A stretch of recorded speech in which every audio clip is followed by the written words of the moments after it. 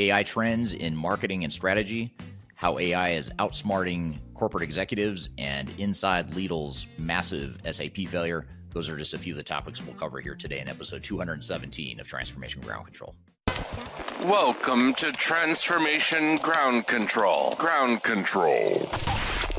The podcast that covers everything related to digital transformation. This podcast features technology agnostic and international discussions related to digital strategy, software selection, implementation, change management, business process optimization, and everything else you need to know to make your digital transformation project successful. Whether you're embarking on an ERP implementation, supply chain transformation, or any other business or digital transformation, this podcast is for you. Now, here's your host, Eric Kimberling. 5, 4, 3, 2, 1. Ground control to Major Tom. Hello, welcome to Transformation Ground Control. Thanks for joining us today. This is the podcast that covers everything related to digital transformation, including the strategy, people, process, and technology aspects of change. This is a tech-agnostic view of the world of digital transformation. My name is Eric Kimberling. I'm the CEO of Third Stage Consulting. We're an independent consulting firm that helps clients throughout the world reach their third stage of digital transformation success. And joining me, as always, is our co-host, Darian Chwialkowski. Darian, thanks for being here today. Yeah, thanks for having me. Great episode planned for you today. Some fun stuff we're going to get into. We're going to get into some opening social media questions. We're going to get into some newsworthy topics around how corporate executives might be getting outsmarted by AI. We'll also talk about how ServiceNow is acquiring Logic AI. And then later in the show, we're going to have our first guest on the show. His name's Vladimer Botsvadze. He is a AI expert. He's an advisor to the U.S. AI Institute. He's based out of Georgia, the country Georgia, not the state Georgia in the United States, but the country Georgia. And he's going to be joining us to talk about AI trends in marketing and strategy. And then later in the show, we're going to get into a case study, an ERP failure case study involving the German grocery retailer Lidl, depending on how you pronounce it. I think it depends on which part of the world you're in. But this is a big, massive $600 million SAP failure, and we're going to talk about why that project failed and what some of the lessons and takeaways are from that failed implementation. So a lot to cover here today, but before we get to our guests and our other topics, what kind of questions have you received recently on social media, Darian? Yeah, so today we have some interesting comments, I would say more than anything, and I wanted to get your response to them, Eric. So the first one is, both of you live in an insulated and blind world that depends on faulty software with so many backdoors that they could make it tell you, I think he's trying to say, they could tell you that the sky is green and you would believe it. And what's the context of this comment, or do you remember what video? It was from the podcast that was recently published a couple episodes ago. And so what's the question, or what's the comment around that? Just a comment about how we just blindly believe in like faulty software. So I just wanted to get your take on that. Yeah. Well, and that's an interesting concept, because there's really two responses that come to mind. One is, certainly when you have a faulty implementation and you don't have accurate data, or you don't have access to accurate data, and you're getting faulty information, it could lead to bad decisions. And so if you don't have good technology and good data within that technology, it can lead to flawed strategic decisions. But there's also, I don't know which angle this person's getting at, if it's that piece of it, the kind of the post-implementation usage of ERP and technology, or if that person is referring to being sold a bill of goods from software vendors and being told certain things that the software can do, and being sold this vision that isn't realistic. And I think both of those are real challenges in the world of technology. You have to take with a grain of salt what technology vendors and the service providers that support those software vendors, the system integrators, you need to take that all with a grain of salt and do your own homework and research and get your own tech agnostic and independent, unbiased view of what the strengths and weaknesses of any given technology are. Because I think a lot of executives do believe that the sky is green, to use that person's analogy there.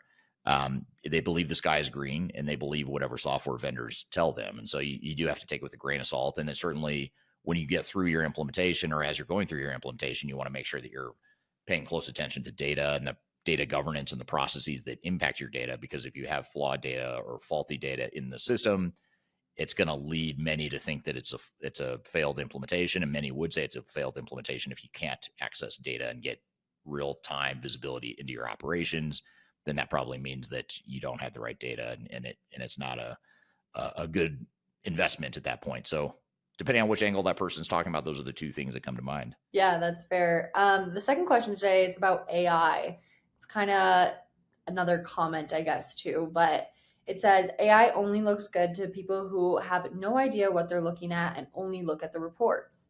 The data spit out by the associated software is not correct, but the CIOs don't care as long as the lies they are reading says it makes good money. That's interesting. And back to the previous question and answer around data, it makes me wonder if this person's alluding to the fact that if you slap AI tools into an organization that has dirty data and inaccurate data, you're going to get faulty information from your AI tool. So you can't implement AI and hope and expect that it's somehow going to give you accurate information when you're not feeding it accurate inputs. And so that's, I think that's really highlighting the importance of data and data governance and making sure that you've got solid data in place as a foundation. But even with solid data and accurate data, you do have to manage AI. You can't just let AI, blindly let AI do its thing and assume that anything you get from AI is the right answer.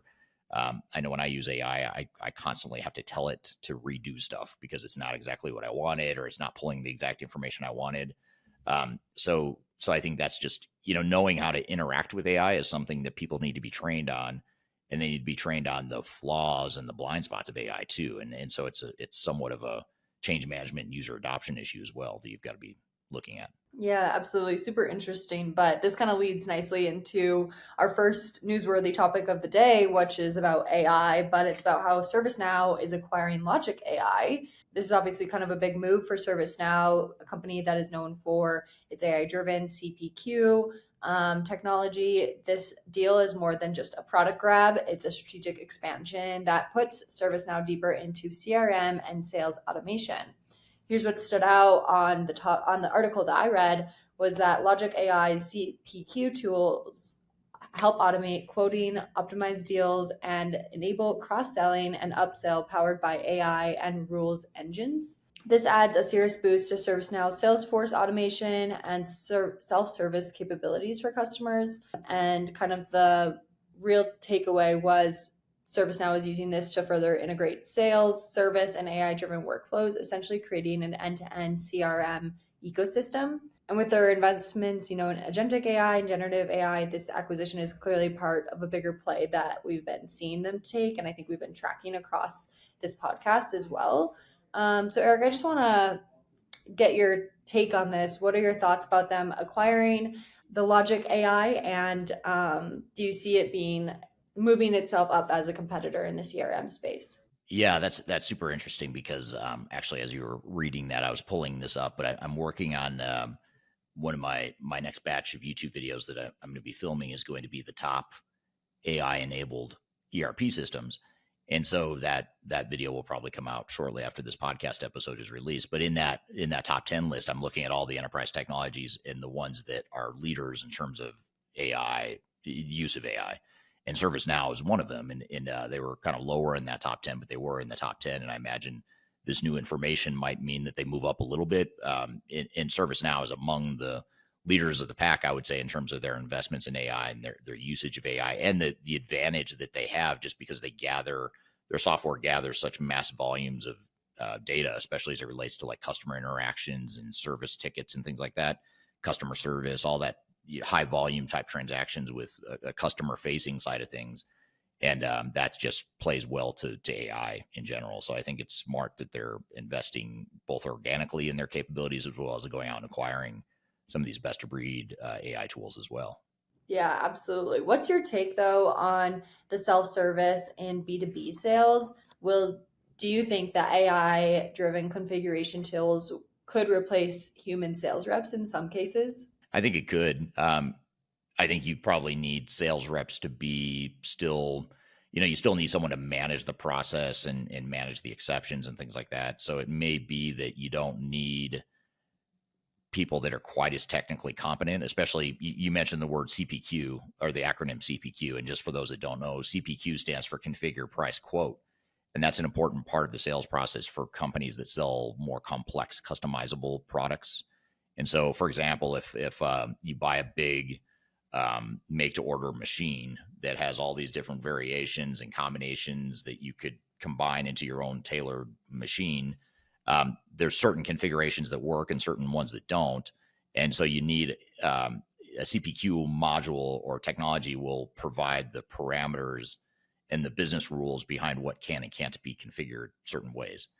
So it's a lot like, if you think about buying a car, there's certain configurations you can do and there's certain configurations you can't do because you might not be able to drive the car if you configure certain things a certain way, like the tires are too small or too big or whatever. It's just not going to be functional. So you need to know what those parameters are and those business rules are behind whatever that tailored custom product is. So the reason I bring all this up is because that's an example of how technology can do the thinking and the business rule parameters, do what humans had historically done. And if AI is doing that now, to where the buyer can now go into an AI tool and tell it what it wants and needs, the AI tool can tell that person, no, that doesn't work, or yes, that configuration does work, and here's what the price would be if you did configure it that way. All that stuff is stuff that humans had historically done. So if you take that away, now you might need less sales reps, or at the very least, your sales reps can sell a lot more because you've got a lot more people that you can engage with using these AI tools, to where you're not necessarily having to have direct one-on-one conversations with a human as you might have in the past. So one of two things will happen. Either some salespeople are going to lose their jobs, and or salespeople are going to be expected to sell more, and they are probably going to sell more because now they've got tools that allow them to do it. That makes sense. And one last question about this. Eric, would you personally trust an AI to quote and configure deals in your business? I might trust. I'd say I'd trust but verify. So I would trust it, but I would also want to look at it. And that's true for anything. Anytime I touch AI, it's sort of, I have that trust but verify mentality. There's times where I ask it to do something, if it's content creation or, for example, taking one of my videos and converting it into an article, something like that. There's times where it comes out nearly flawless and nearly exactly identical to how I would write it and using my voice and style. But there's other times where it's just off. It's like, okay, that's not quite what I sound like, or you didn't quite accurately capture the essence of what I was saying in a video or whatever it was. So you do have to trust but verify, because it's just like an employee or a human. It might be the 90% or 95% or whatever the number is. A certain percentage of the time, things are great, but there is a small subset of time that it's not great. And those exceptions are what need to be managed with humans. And so it's important not to let AI run on its own. Back to the earlier question you asked too. Yeah, absolutely. And that's kind of interesting going into our next newsworthy topic here, which is, CEOs say AI can outthink their boards, which is interesting that you say trust but verify. So we'll see kind of what this is about. So this headline obviously made me stop, and I was like, wait, what? And what the stat was 94% of CEOs think AI could make better decisions than their own board members. That stat comes from, I don't know if I'm going to pronounce this correctly, but Dataca's latest report. And it doesn't stop there. 89% of CEOs believe AI could develop better strategic plans than their executive team. Obviously, there's a lot of hype around AI right now, given that AI can crunch data faster than humans, spot patterns across internal and external resources, and even run simulations of what-if scenarios in seconds, compared to obviously humans having to play it out. But is it really ready for the C-suite is kind of the debate right now. So some experts say not quite. AI still lacks creativity, emotional intelligence, and business context, but others argue that AI is best used as a powerful assistant and not replacement. Think heavy lifter and not visionary. So Eric, I just wanted to I thought this was a very interesting article. There was also one other statistic in here. 73% of CEOs are worried that they'll lose their job in the next 2 years if they don't deliver measurable AI results. So a lot of different interesting stats in here. But Eric, overall, what do you think about just this article in general? What can you repeat that 73% stat? I heard you say it, but the words didn't register at you. 73% of CEOs are what? They're on the They're hot seat. worried they're going to lose their job in the next 2 years if they don't deliver measurable AI results. Oh, so specific to AI, not just measurable results, but measurable results to AI with AI. They're worried. Wow, that's a really high number that I would not have expected already. Yeah. I have read recently, just as a side note, I've read recently, I think it was a Wall Street Journal article about how boards, like an overwhelming majority of boards of all different types of companies, are sort of imposing or not imposing, but pushing their organizations to adapt AI. And it's not just tech companies or marketing agencies or things that you would expect to be a little bit more potentially automated with AI. It's, manufacturers, industrial companies, all kinds of companies out there are looking for AI ways to use AI, especially PE-owned firms. It was saying that companies that are owned by PE or have PE investments, they're pushing especially hard into the AI world. So that's a super interesting stat. I didn't know it was that high. That was 73%. But what I will say is that I think that AI could potentially deliver better strategic results in terms of planning or decision making than some boards or executive teams. But I think, AI on one hand, it levels the playing field, but it also it sort of puts more pressure on you to find that competitive advantage. So if AI is going to it's going to level the playing field for all of us, that just puts more pressure on each of us to step it up. I mean, I feel like we're not just competing with each other now, we're competing with AI in some ways. Even though AI is a tool, it's an enabler, it's an augmentation to what we already do well. It can be an augmentation to what we already do well.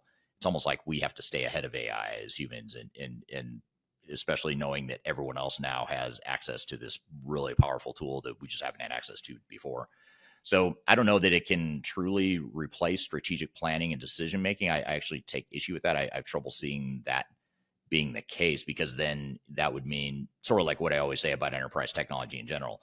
If everyone's using the same technology and has the same tools and the same processes, then none of us are different. None of us have a competitive advantage, and we're just all, scraping to get by, I guess you could say. But if we are finding that unique differentiator, different ways of using AI or technology and different than what other people have done in the past, and we're being innovative, then that innovation and creativity combined with AI is what I think is going to make companies succeed. And it's what's going to make these executives succeed in their quest to avoid getting fired by not delivering AI business value. So that's my take on it, how I see it unfolding. Yeah, absolutely. And I think it kind of comes back to that conversation we had with Khalid a while ago on this podcast about how if everybody's using the same AI, you're realistically like handing your competitor your playbook.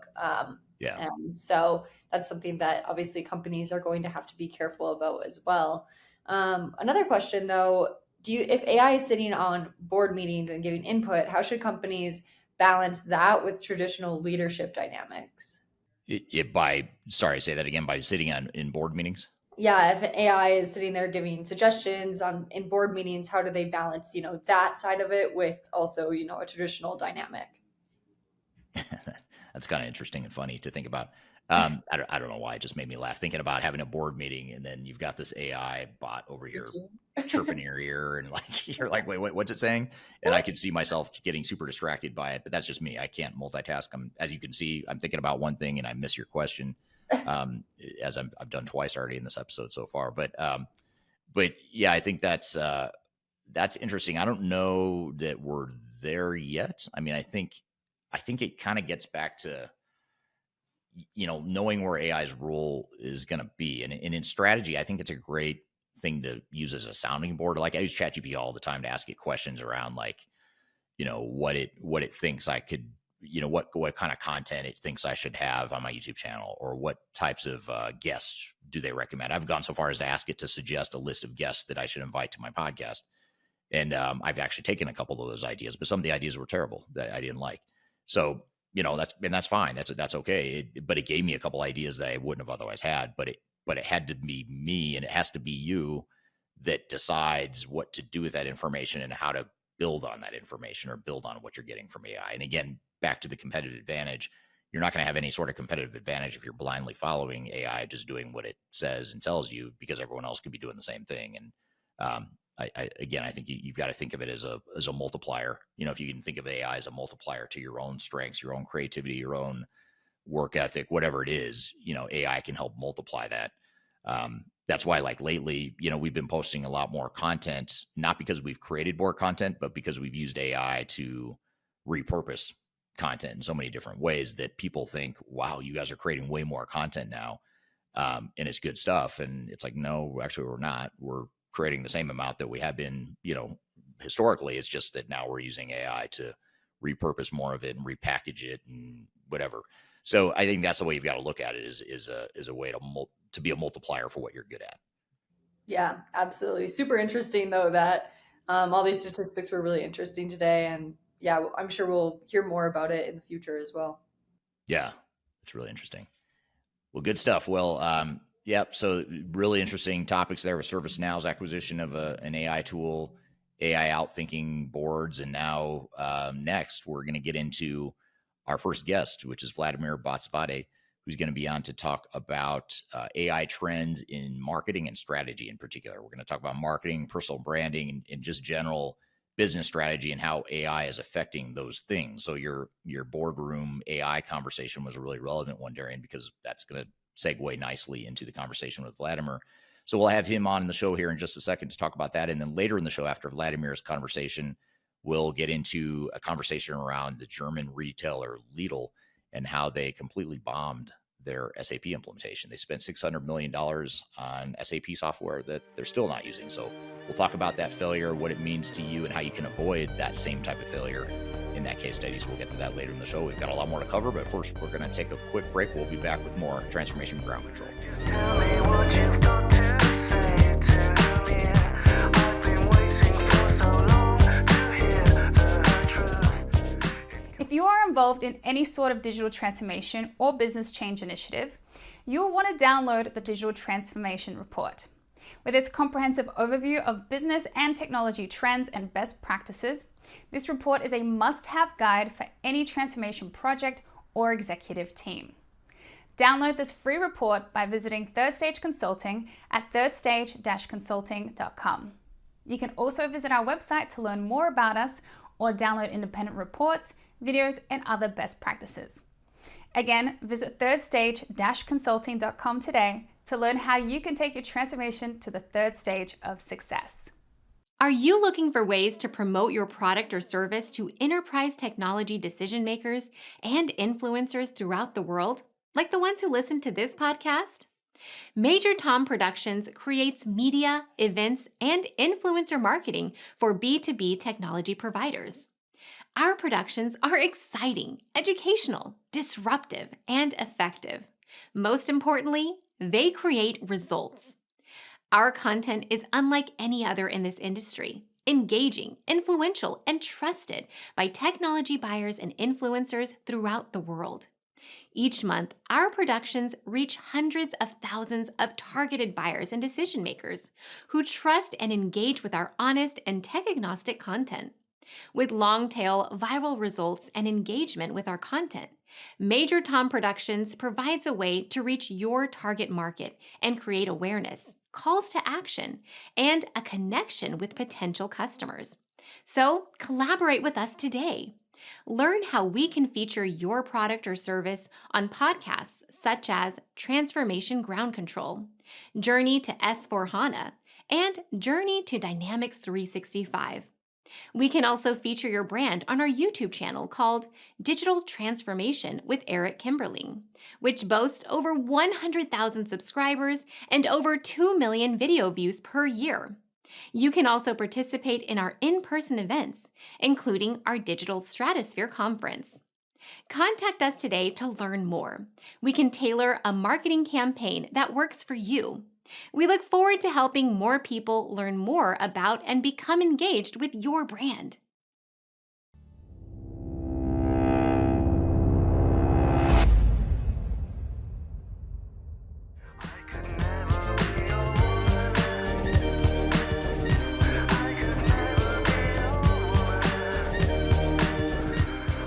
Hello, welcome back to Transformation Ground Control, episode number 217. My name is Eric Kimberling here with Darian Chwialkowski. You can find new episodes of this show every Wednesday by going to transformationgroundcontrol.com. The show is sponsored by Third Stage Consulting, which is an independent consulting firm that helps clients with their digital transformation journeys, and produced by Major Tom Productions. So our next guest here, our first guest, I should say, is Vladimer Botsvadze. He's a analyst with the U.S. Artificial Intelligence Institute. He's actually, he's an advisor to the U.S. AI Institute, and he's also an advisor to other AI-related boards that I'll let him describe in more detail. He's an AI thought leader and influencer. He's very well known. He's got a great following on YouTube and LinkedIn, and among other platforms. And he's going to be with us here to talk about how AI is being used in marketing and strategy. So with all that being said, Vladimer, thanks for being here today. Hi, Eric. It is a delight to be a guest on your podcast. Many thanks for the invitation. Excited to share my actionable insights with your global Absolutely. I audience appreciate today. having you here. It's the first time you and I have had a chance to do this sort of sit-down interview. So thanks for being here today. Maybe just to start, though, for those that don't know you, tell us a little bit about yourself and just what you do. Yeah, it is a great. Thank you, Eric. I have more than 15 years of international experience with a proven technical or guiding executive top roles. I like to initiate change, drive growth, and position brands as market leaders in their industries. I'm recognized as one of the world's leading digital marketing and AI keynote speakers, thought leaders, advisory board members, mentors, and internet personalities. I have enjoyed a remarkable career at the top of the technology industry, and I continue to play a pivotal role in maximizing top brand success. I have been recognized as #1 global marketing thought leader by Think360. I'm also among top 20 global AI thought leaders, and also among top 25 generative AI thought leaders by Think360. I currently serve on the advisory board for the United States AI Institute, Data Science Institute, and Cybersecurity Institute. I'm also a mentor at Techstars, founder Catalyst in Saudi Arabia, and also Techstars Detroit, powered by JP Morgan. I also judge for the Webby Awards, and I'm an associate member of International Academy of Digital Arts and Sciences. I'm also a keynote speaker for KrugerCon in London, also mentor at Abu Dhabi SME Hub. I have built my personal brand from scratch from 2014 to 2020 without generative AI tools. So I went from 0 followers to 57,000 followers on Twitter X. I have sent more than 130,000 tweets. I was connecting emotional intelligence. EQ was a backbone of my growth. So I built my community. I built my emotional connection. So as I built my robust personal brand on Twitter, that also allowed me to build a robust network on LinkedIn. So those people who supported my journey on Twitter also supported me on Instagram, on LinkedIn, and the rest of the channels. And I also built my website since 2015, vladimerbotsvadze.com. And if you Google digital marketing keynote speaker, my website is on page 1, because I have built my personal brand from my heart, not my head. So building from heart is what has made all the difference. So I won many awards. I was recognized #4 internet marketing guru by Global Gurus in 2023, alongside James Clear, Neil Patel, Gary Vaynerchuk. I'm among the world's top 21 artificial intelligence speakers by AI Speakers Agency, alongside Sam Altman. Also among top 25 digital transformation influencers by Sperity, top 30 transformation leaders of the year by Exelion magazine, also among top 100 retail influencers by Wrestling Retail. I think I have more than 40 recommendations on LinkedIn, more than 32,000 connections, outstanding track record. I have been featured in Success magazine in January, February issue, and I think I have been going from strength to strength. I have been also featured in Forbes, Bloomberg, Business Insider, Wired, Techeo, and I'm a candidate even to win the world's most prestigious awards, and I truly take great pride in my work. Yeah, sounds like you sound very passionate about what you do, and that's how I found you. Actually, was on social media and watching some of the videos of you speaking, and Yes, thank you so much. It means a lot. It means a lot to be discovered, to be seen, to be heard. So I think standing out is one of the biggest advantages and achievements in marketing. Yeah, and so that's a good point. With today's conversation, we'll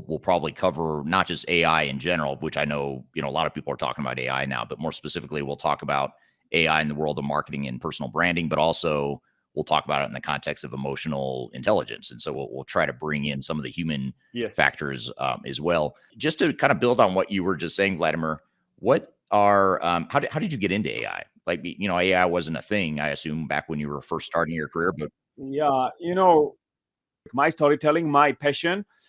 So I moved.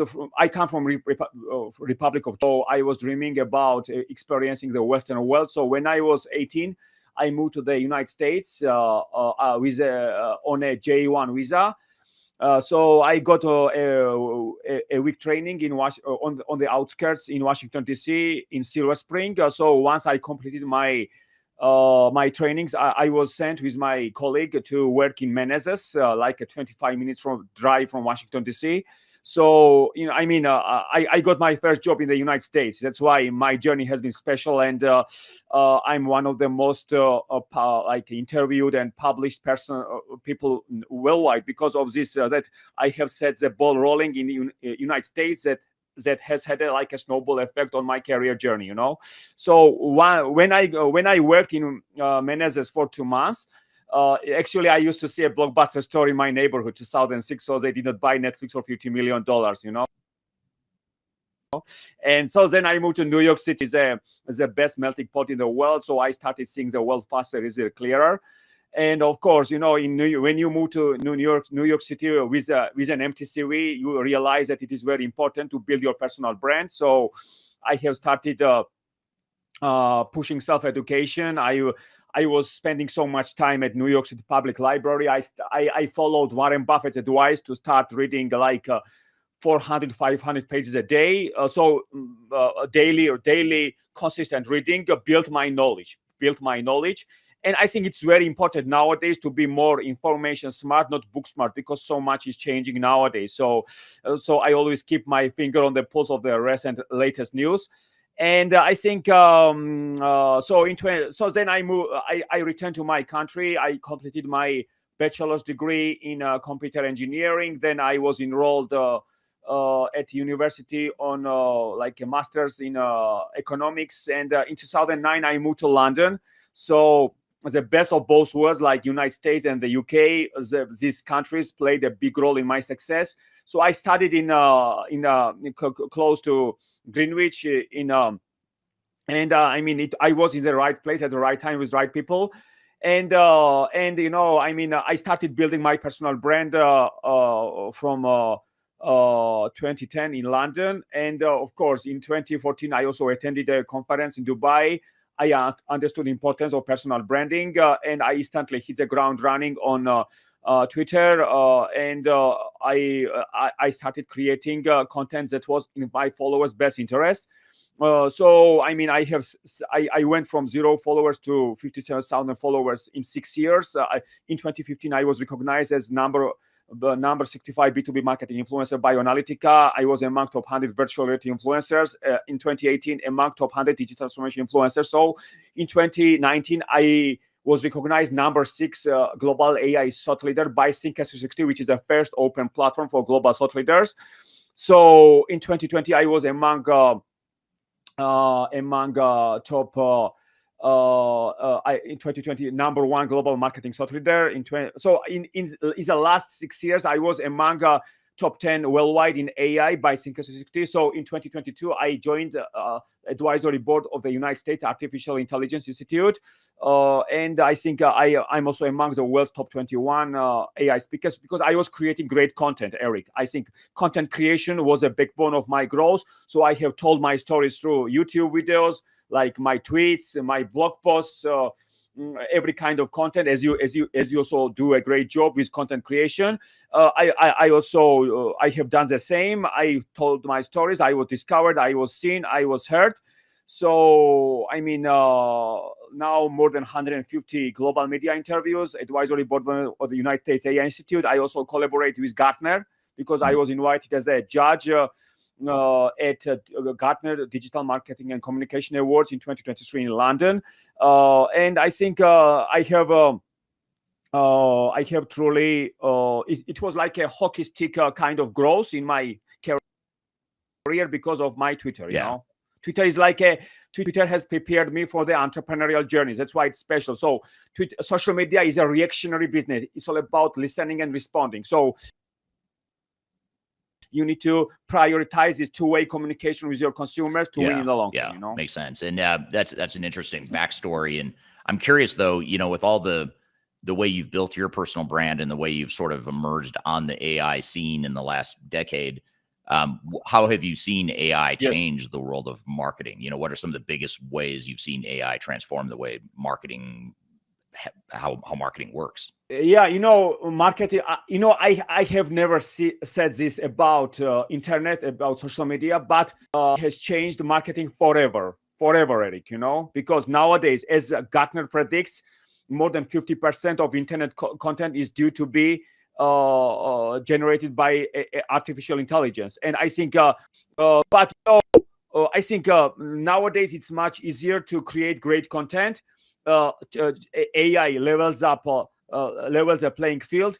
It gives everyone new competency. So it's all about taking massive action to create great content, to make yourself conspicuous, to connect with audiences in meaningful ways.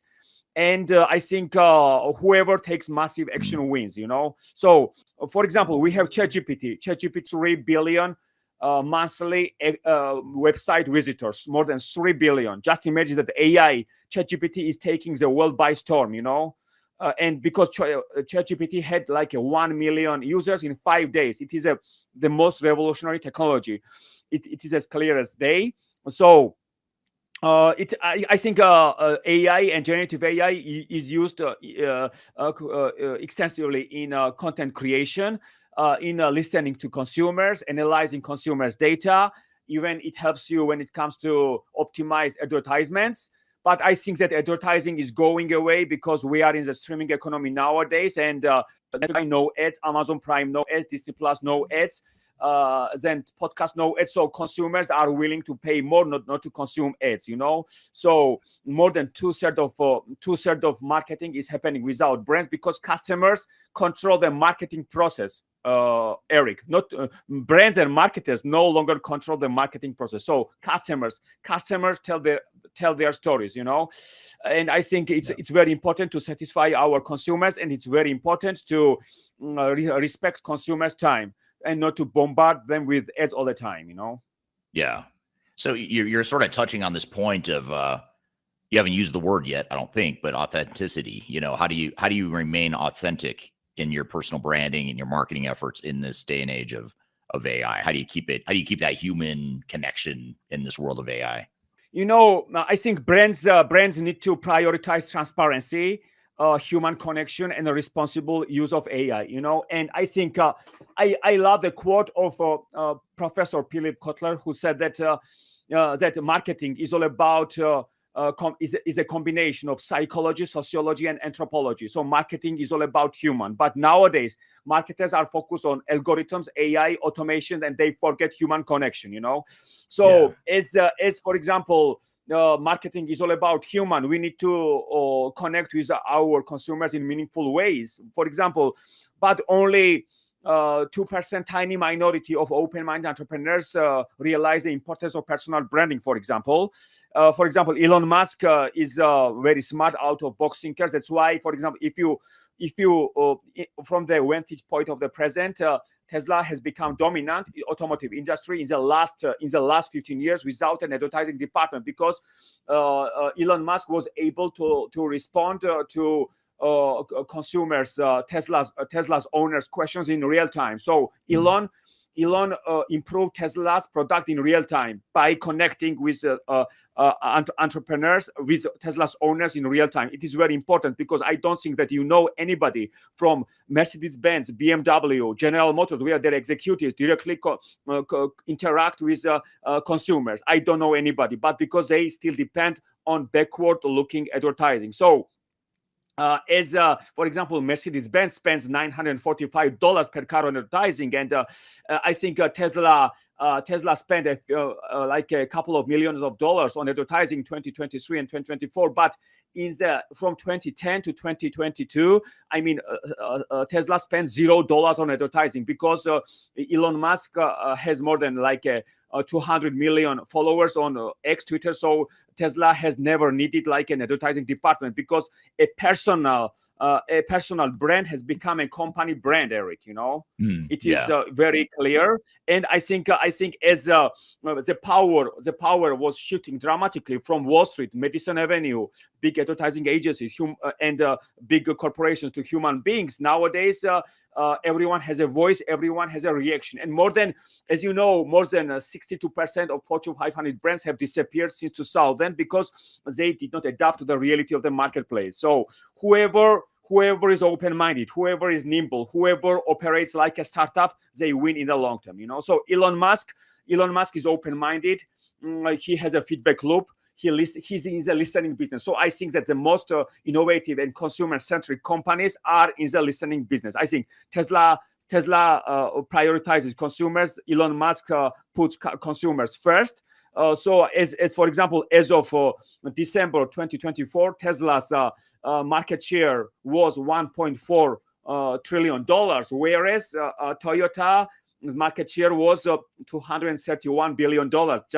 Just imagine that Tesla is like a six times bigger than Toyota because of personal brand communication.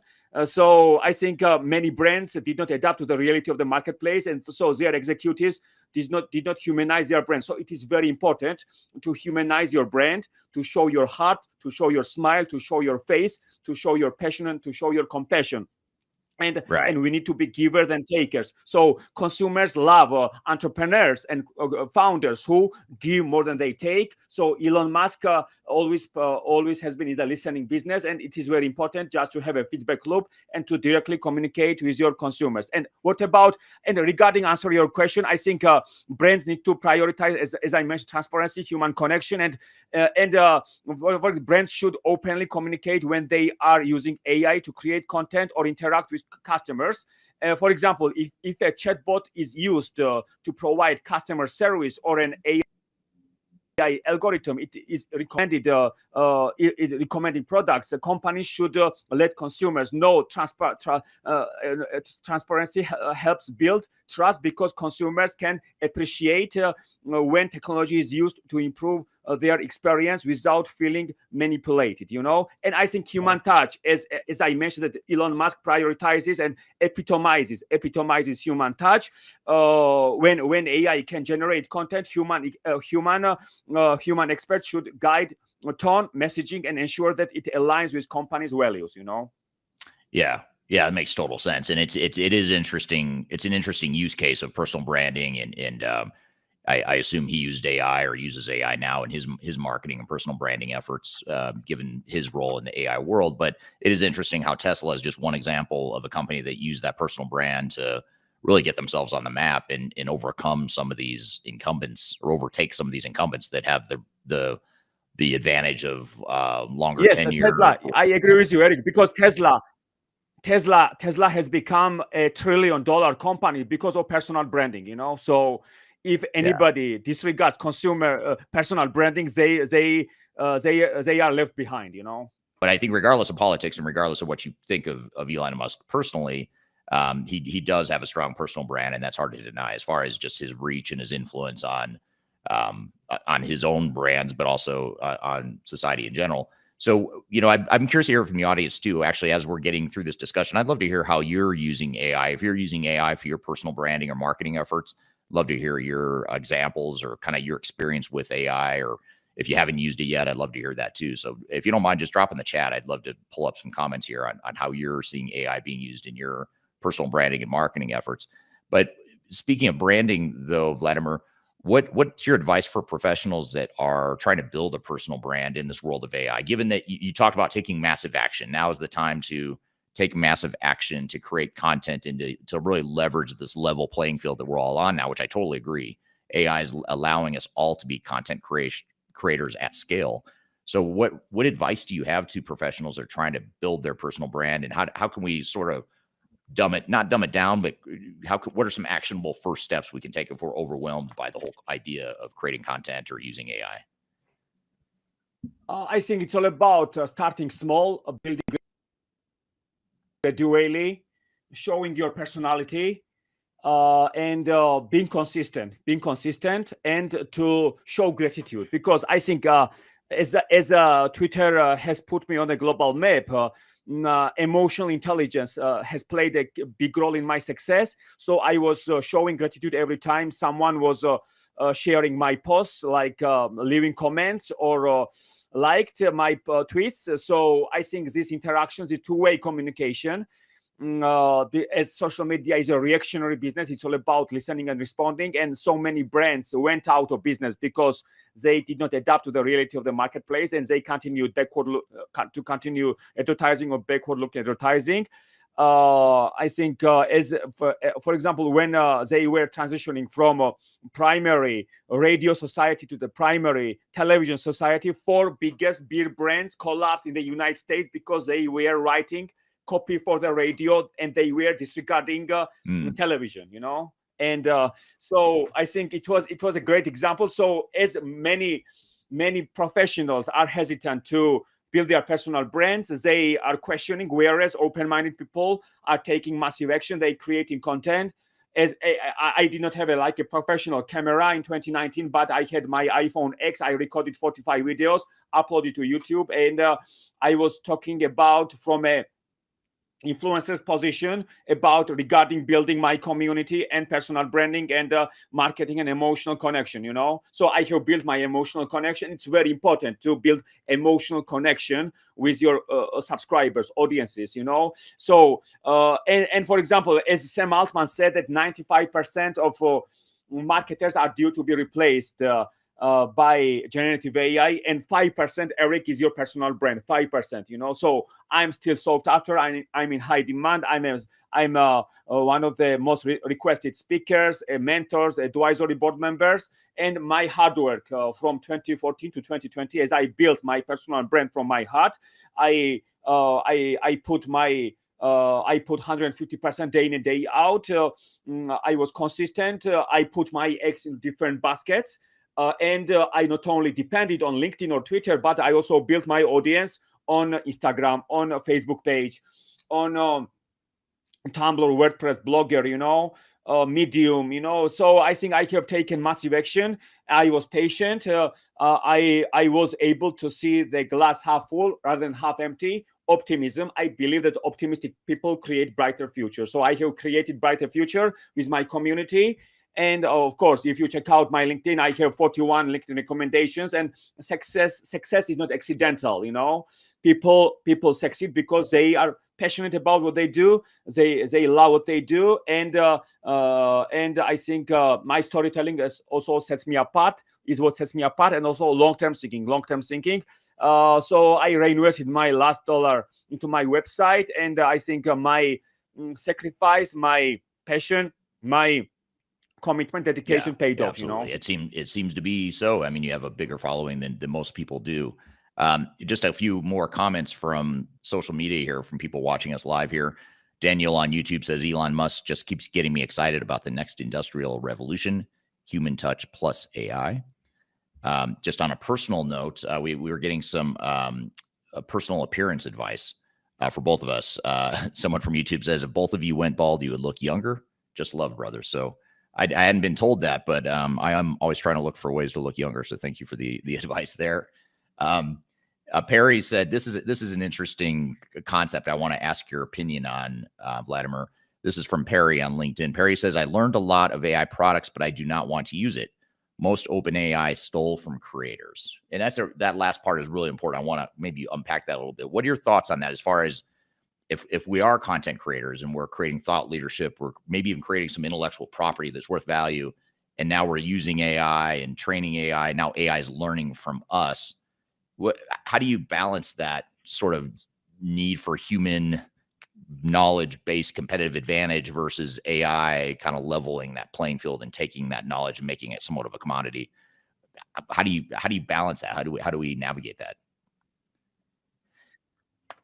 I think automation excels at handling repetitive and time-consuming tasks, such as like answering frequently asked questions, processing simple orders, or managing routine customer inquiries. By automating these aspects, companies free up human aspects human aspects, and companies free up human aspects to focus on more complex, high-value interactions that require empathy, creative problem solving, and personalized attention. So I think you need to ensure that 24/7 accessibility without losing the human touch. I think it's very important to prioritize human touch, and automation can make it easier to provide 24/7 customer support, but that does not mean that customers should always interact with bots. So I think it is very important just to build a community and to have a shared experiences with your consumers. Shared experiences. I think it's very important to bring consumers and audiences together, and where consumers make bonds, strong bonds. As for example, Harley Davidson owners group, so 700,000 riders go to Sturgis in South Dakota to attend festival together. So they are proud of owning motorcycles. And what is a mission of Harley Davidson? Harley Davidson's mission is to make their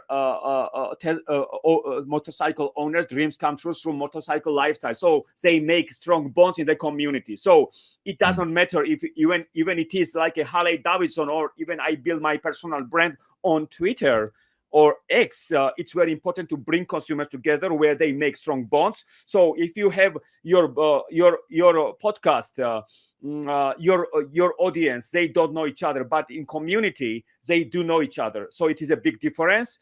So it's as I brought together my followers, I was showing gratitude, and my followers used to make friendships in the community on my X Twitter. It has translated to my success. So I think it is very important just to build trust, Eric, to build trust, So I only work with people who I trust. And so even if they break all records in technology or marketing, and if I don't trust them, I don't work with them, So it is very important to be authentic, to build your trust, to have this two-way communication, to create great content, and to position your company or personal brand as a media company, So it's all about enlightening, informating, inspiring audiences through your insights. So as I mentioned, that people who create information, they will be replaced by AI. But as I create insights, I will not. I'm here with Vladimer talking about AI strategy and in marketing and business in general. We've got a lot more to cover. We're going to take a quick break. We'll be back with more Transformation Ground Control.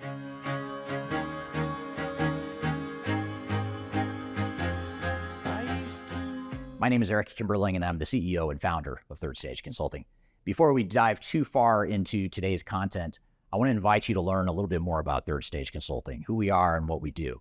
I've included a link to a video right here that describes Third Stage in a bit more detail. It talks about our story, our history, our philosophy, our clients, our service offerings, and that sort of thing. But in general, what Third Stage Consulting does is we're an independent and tech-agnostic consulting provider.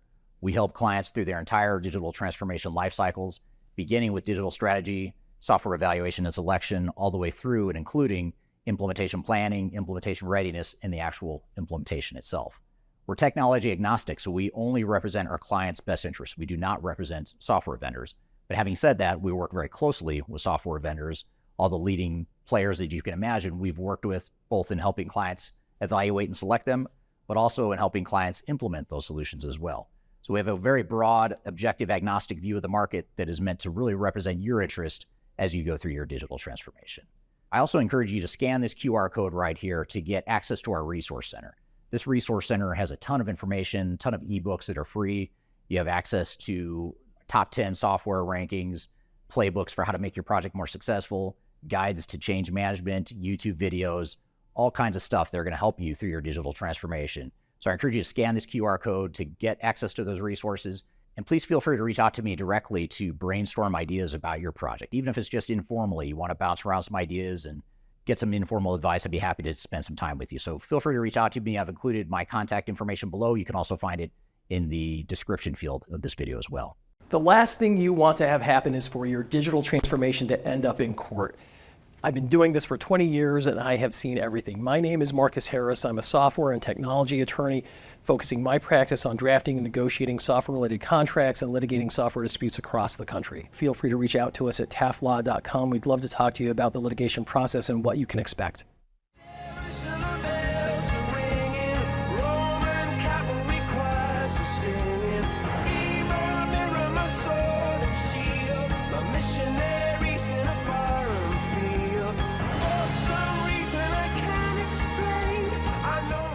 Hello and welcome back to Transformation Ground Control, episode number 217. My name is Eric Kimberling here with Darian Chwialkowski. You can find new episodes of this show every Wednesday at transformationgroundcontrol.com, and you can also subscribe on your favorite platform by going to transformationgroundcontrol.com. I'm here with Vladimer Botsvadze. We're talking about AI in marketing and business strategy. Let's jump back into the conversation.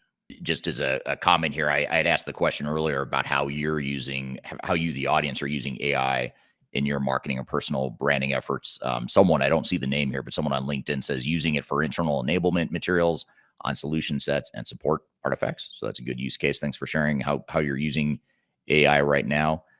Here's another comment from, actually a comment from Krishna, or a question here from Krishna on LinkedIn. He says, I see students start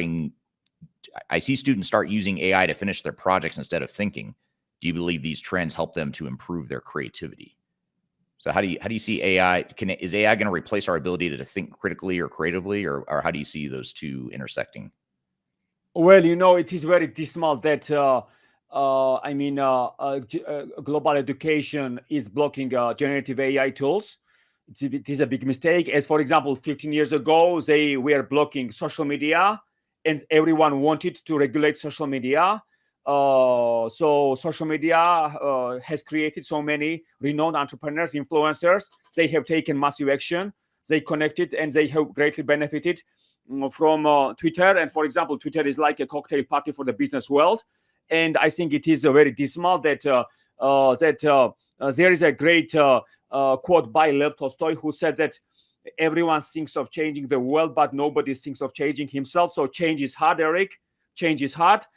So I think the world is faster because of the internet. And when I check out educational programs, most of programs are outdated and obsolete, So I would not even waste my money on education programs nowadays. So you can build your business without your degrees, education degrees. So what was nowadays social media and generative AI open the floodgate to business owners to help them maximize their success. So whether you are a student and AI becomes your thinking partner, and I think it is very important I think ChatGPT 5.0's IQ is somewhere between 170, 180. And like Albert Einstein's IQ was between 155 and 170, So just imagine that ChatGPT 5.0 is much smarter than Albert Einstein was, So, Sam Altman said that nowadays it is much easier for anybody to create unicorns because of generative AI tools like ChatGPT, So you need to strike while the iron is hot and make hay while the sun shines, and to capitalize all these AI tools that are available at our fingertips to create great content, to help us have great ideas for our startups, or even to build our personal brands, or even whatever tasks we have. Is like ChatGPT is like a good Samaritan that helps us move forward. Yeah, that's a great point. And if you can take your own human intelligence and creativity and combine it with AI, I feel like that's going to be the real powerful combination. Anyone can use AI, like you said, but if you view AI as not just something that levels the playing field, which I agree it does, but where you can have an advantage is if you say, I'm not only going to use AI, but I'm going to use AI to be a multiplier of my own intelligence and creativity. And that's the way I try to think about it. Yeah,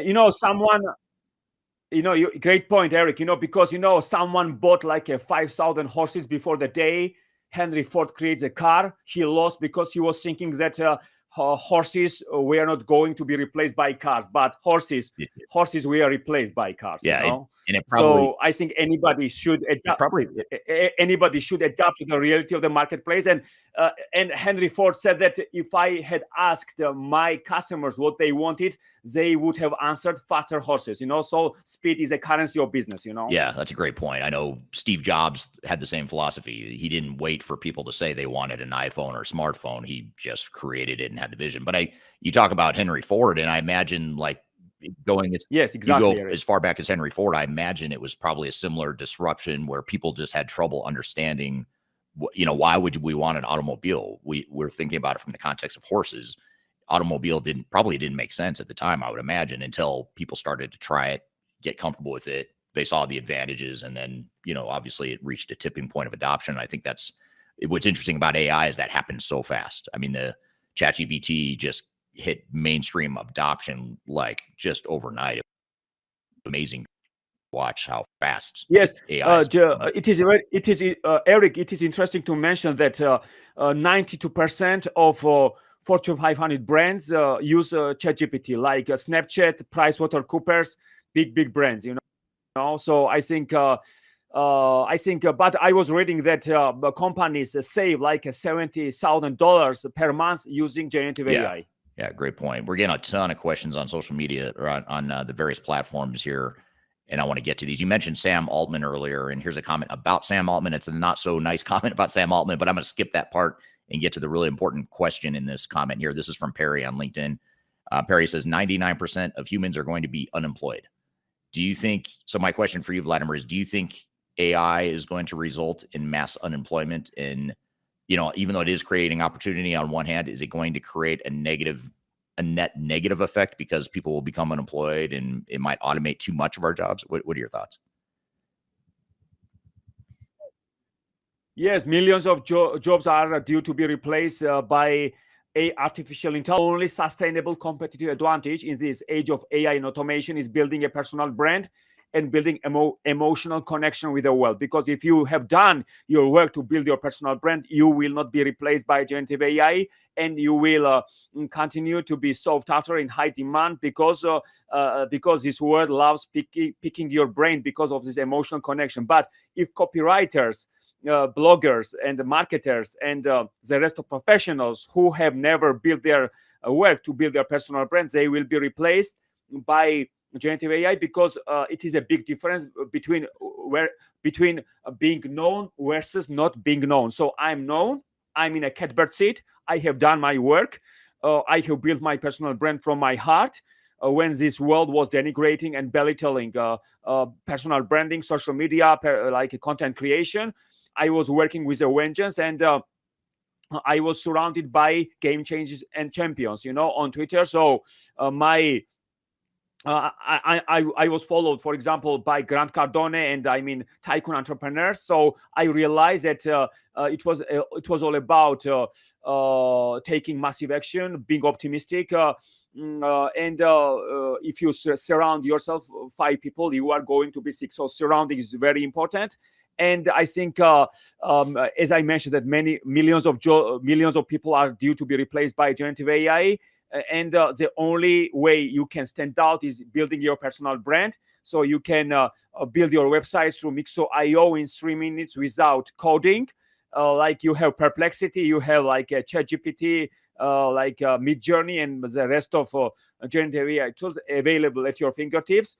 And I think it's much easier now to create graphics or blog posts or social media posts.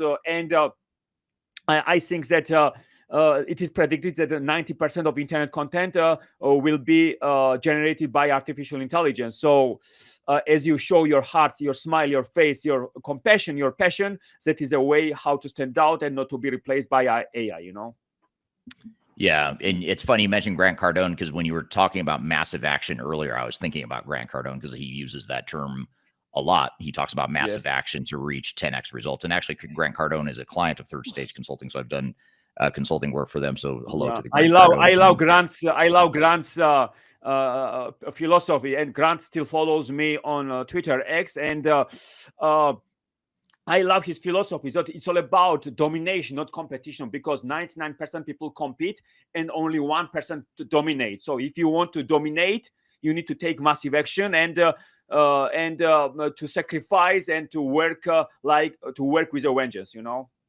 Yeah. And speaking of personal branding, he's one of the more brilliant people when it comes to personal branding, and he's built quite the following. Absolutely. And I love his story. Always inspired by watching Grant Cardone. He's a God's gift to this world. And I believe that our world has so many disruptors, innovators, and groundbreakers because of Grant Cardone's impact, Yeah, absolutely.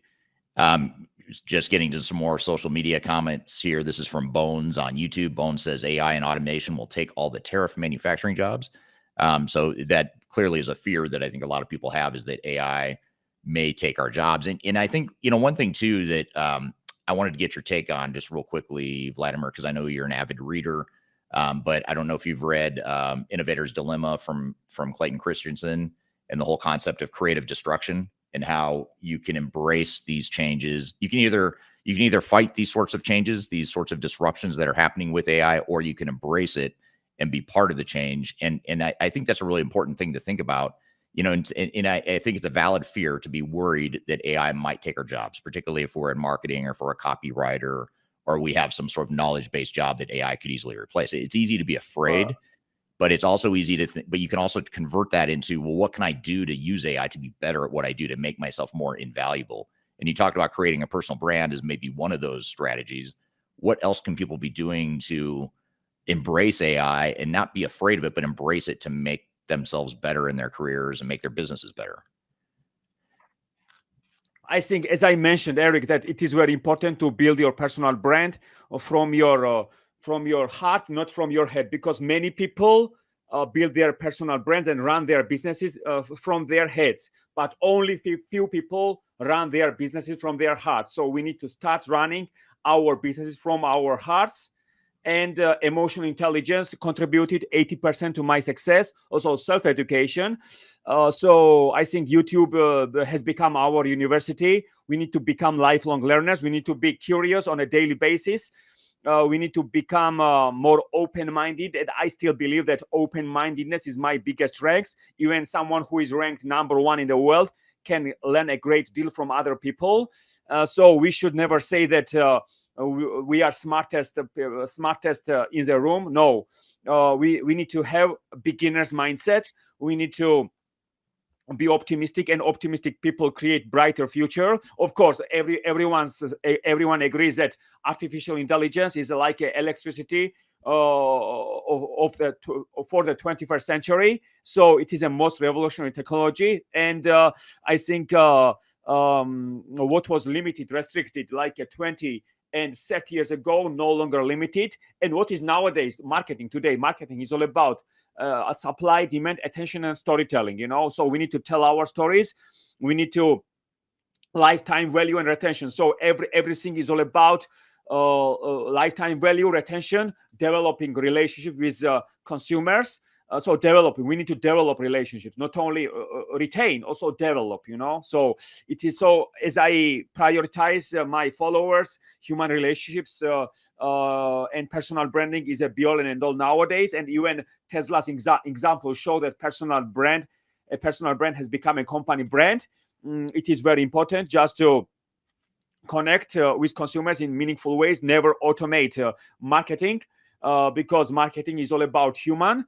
So human touch wins, Yeah, absolutely.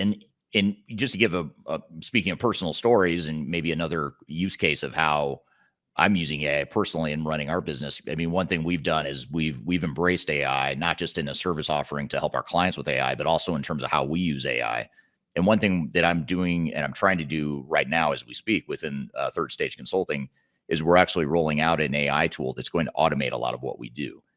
So when we're meeting with clients, for example, and gathering requirements and defining priorities and defining change impacts and how the organization is going to look in the future, we're using AI tools to help document and capture some of those discussions. And theoretically, that will hurt us because in the short term, because that will reduce our revenue because it's less time it's taking us to do the things that we bill our clients for. So on one hand, you'd say, well, why would you embrace AI, if it's going to hurt your revenue short term? But on the other hand, the way I look at it is, well, I can either ignore it or I can embrace it and say, by using AI, it's going to allow us to build better relationships with our clients and focus more on client problems rather than documentation and some of the things that, are more inwardly focused on creating deliverables. We can now focus more on the relationship and let AI create the deliverables for us. So I'm confident that over time we'll make more money because clients will see more value in what we do and they'll be more likely to hire us. But you kind of have to think through, what are the long-term implications and can you realistically ignore it? And I don't think you can ignore it. So the question becomes. So I also wanted to add, Eric said, personalization at scale. AI allows marketers to gather and analyze massive amounts of data from various sources in real time. And using this data, AI can create highly tailored marketing campaigns that deliver relevant content, products, or services to individuals rather than using a one-size-fits-all approach. So this level of personalization boosts customer engagement, improves conversion rates, creates more meaningful relationships between brands and consumers. So AI-driven tools such as recommendation engines, chatbots, predictive analytics, and automated content generation are reshaping how businesses interact with customers by delivering more timely, relevant, and personalized experiences across channels.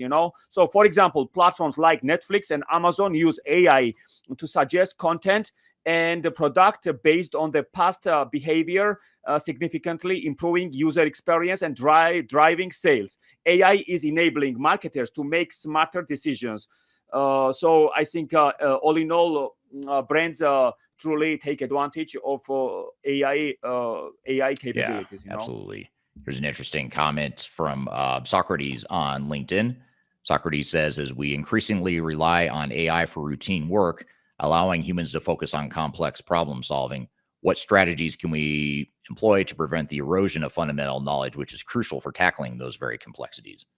So how do we prevent AI from making us less smart as humans so that we can, at the very least, keep up with AI, but ideally be a manager of these AI tools? I think when it comes to repetitive tasks, AI does a great job when it comes to replacing repetitive tasks. So we can prioritize like a strategic tasks. So we save time, we improve business efficiency, we make smarter decisions, and we reduce costs. So as I mentioned that we reduce costs and not hiring copywriters and bloggers, it means that AI helps us reduce costs. It means that copywriters and bloggers are losing their jobs. But when it comes to knowledge, right? What worked 2-3 months ago no longer works in this day and age, because so much is changing nowadays. So it is very important to be information smart, because so much is changing like grease lightning. Right. So we should never rest on our laurels. We always look to our laurels. As for example, I think one of the top skills according to the World Economic Forum is lifelong learning. So in this day and age, it's very important just to be a lifelong learner. And my CV truly epitomizes lifelong learning, how much you can achieve through building your personal brand, creating great content, storytelling, being sought after, and from nothing you can create something. So self-motivation, Eric, is very important. If you are not driven, if you are not committed, if you are not bright-eyed and bushy-tailed, you can't be winning in this age of AI, but you need to driven, motivated, you need to be like a ball of fire nowadays, just to learn something for every person. So open-mindedness is what sets you apart. Absolutely.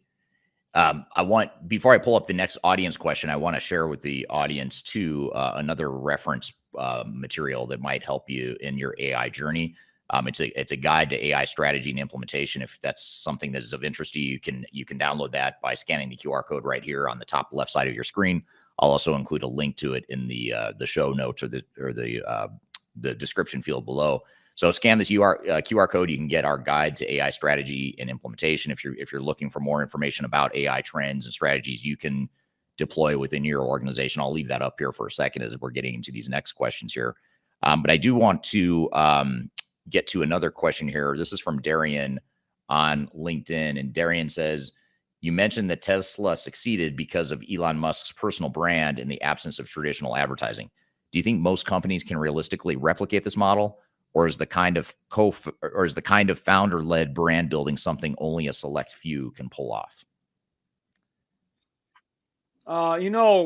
Thanks to Darian for this great question. I think not only Elon Musk epitomizes personal branding, also Brian Chesky of Airbnb disrupted hospitality brands, because in the last 15 years, Brian built a robust community on Twitter X where he asks questions, improves product in real time, communicating with Airbnb's users. Daniel Ek, co-founder of Spotify, disrupted the music industry through building his personal brand through X, Twitter, So these open-minded entrepreneurs, Emily Weiss, Eric, co-founder of Glossier, started as a blogger, built like a $1 billion cosmetic brand through blogging, because she started as a blogger. She used to work for Vogue magazine. She started as a blogger. She was treating blog readers as friends. She built a community, and nowadays 60% of consumers expect to be acknowledged by brands. 60%. So as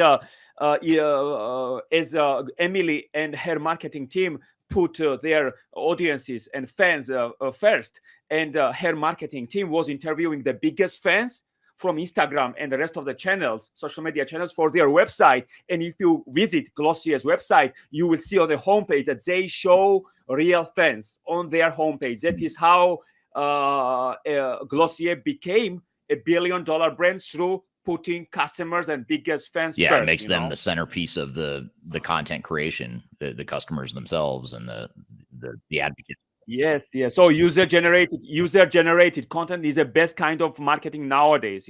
User generated content. So whoever builds a robust community around shared experiences, whoever brings consumers and audiences, followers together, whoever cares, because I agree with Gary Vaynerchuk, who said that the care is the best marketing strategy. So you need to care about your consumers. So when you care, everything is possible. Yeah, absolutely. Now, I want to shift gears a little bit here, given this question that we just got on YouTube. This is from Daniel on YouTube. Daniel says, I would like to talk about AI and business strategy.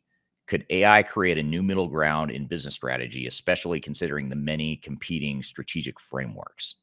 So how do you think AI, or does AI affect just general business strategy, whether we're talking marketing and personal branding or just general business strategy? I think what I see nowadays is that, for example, in the next 1-3 years, the capabilities of AI, can create realistic text, images, and even videos, that are progressing rapidly. And tools like ChatGPT, for example, and DALL-E are reshaping content creation, So we could use AI generating hyper-realistic video content, personalized media at scale, tools that can craft deeply immersive storytelling experiences, So I think it is very important. For example, I love Amazon, for example, because Amazon is very consumer centric. So what are the 5 lessons every business can learn from Amazon? For example, first, being consumer centric, and because many brands are competitor centric, Eric, and boardroom centric. So it is very important to be consumer centric. As Glossier and Emily Weiss also, they have been very consumer centric. They built from blogging a $1 billion brand. Second lesson from Amazon, for example, is reinventing yourself, because many people, many brands stand still, they don't evolve, and they lose market share, they go out of business. So constant reinvention is has been one of the key drivers of Amazon. Third is being experimental. I love the quote by Jeff Bezos, who said that if you double the number of experiments you do per year, you are going to double your inventiveness. So the more experimental your brand is, the better. So the fourth lesson from Amazon is all about being patient, so we need to bear in mind that Rome was not built in a day, so we need to take one step at a time. And I think the last lesson from Amazon is all about thinking long term, because many brands and many people think about what happens in the next 5, 6, 6, 7, 8, 9 months, whereas Amazon thinks about what happens in the next 5, 10, 15, 20 years. So as I started my whole social media journey 11 years ago, and now I'm one of the leading marketing practitioners and thought leaders, and I have this privilege to be a guest on your amazing podcast, and I have my audience. It means that I have done my work. I was thinking long term. I have reinvented myself. I was audience centric. Of course, Amazon is consumer centric, but as I built my personal brand, I have been audience centric. I was very patient. I was experimental. I was sending a trial balloon, what was working, what was not working. I was seeing the glass half full rather than half empty. So if there are people who are not optimistic, of course you need to start seeing the glass half full. And I think it's also about reinvention, lifelong learning, and there are some other skills to be in the listening business. As I mentioned, that Elon Musk, Emily Weiss, Brian Chesky, Daniel Ek, the main disruptors in the last 15 years, they have been in the listening business. Of course, not everybody is going to be Elon Musk, and not everybody is going to have more than 200 million followers on X Twitter, but if I have more than 51,000 followers, authentic followers on X Twitter, because my cloud score was 58 in 2014, and it reached 80 in 2018, because I was posted more than 60 times on Twitter and the rest of the channels, because I was firing on all cylinders, and I was living and breathing results. So it is very important just to be a lifelong learner, to be curious, to show more resilience, because this whole journey is not a walk in the park. It's more like a zigzag. And so I think also there are some other skills like social influence, flexibility, agility. Speed is a currency of business. We need to have a beginner's mindset.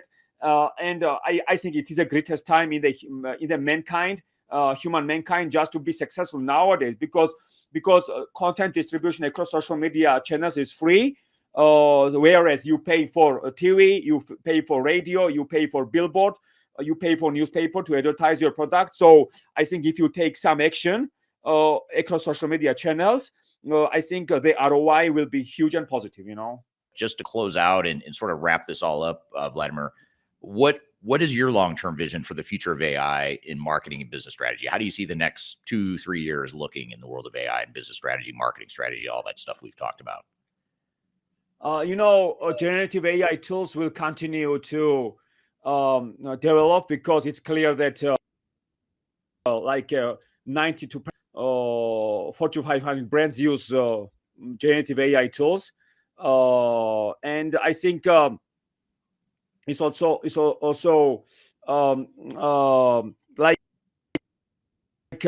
taking the world by storm. So whoever massive action wins, and also I think we need to also use Claude. We need to use Midjourney on a daily basis. And I think graphic designers are due to lose their jobs as well, Eric. Graphic designers, because as also the World Economic Forum predicts that more than vast majority of graphic designers are due to lose their jobs. And I also think that that you need to build your website through Mixo.io, which is a remarkable website builder. So you can build your website without coding in 3 minutes. And Mixo.io has already built more than 3 million websites. 3 million websites, Eric. And I also think that generative AI content creation, decision making, boosting creativity and efficiency, agentic AI will drive autonomous systems that make decisions and take actions without human intervention, enhancing customer service and operational processes. Automation, RPA, will expand to intelligent automation, improving efficiency and freeing up human for higher value tasks. For example, low-code and no-code development will enable non-technical users to build applications, accelerating innovation and reducing development times. And hyper-personalization will leverage AI and data analytics to deliver highly tailored customer experiences, driving loyalty and engagement. I believe that AI will revolutionize marketing and customer experience in the next decade. And primarily through generative AI tools, will empower brands to craft tailored messages, videos, even interactive experiences. By analyzing customer data in real time, AI will help brands anticipate needs and deliver content that is both relevant and timely. And this shift will make marketing more immersive with hyper-targeted campaigns, personalized journeys that enhance the overall customer experience, foster loyalty, drive deeper connections between brands and their audiences. Ultimately, AI will make marketing more creative, efficient, and customer-centric. All right. Thanks again, Vladimer, for being here today. Thank you to the audience for the great questions, and thank you for your patience as we lost Wi-Fi there at the end of the conversation. We've got a lot more we're going to build on from that conversation, and we're also going to get into this Lidl SAP failure case study here later in the show. So stick around. We'll be right back with more Transformation Ground Control. Things you wanna feel, I'll give you anything to feel it coming. Do you wake up on your own?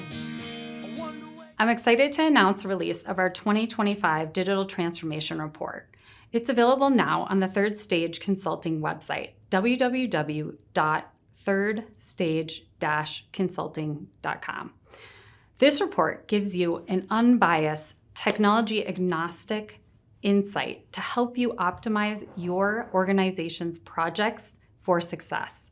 Get your copy today using the QR code in front of me or on our website.